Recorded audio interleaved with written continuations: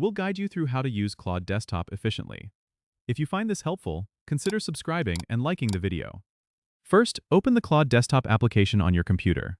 Once launched, you'll see the main dashboard where you can access all the features. Start by going to the menu on the left side of the screen, which has options like Create, Collaborate, and Analyze. Click on Create to start a new project or document. You'll be presented with a blank workspace where you can start typing or organizing your content. If you're collaborating with others, click on the Collaborate tab. Here, you can add team members by entering their email addresses and setting permissions for editing or viewing. This is great for group projects or team assignments. To analyze data or text, go to the Analyze section. This tool allows you to input datasets or text for Claude to process and provide insights or summaries. You can upload files directly or paste text into the input field. Claude will then generate a detailed analysis or summary, which you can use for reports or presentations.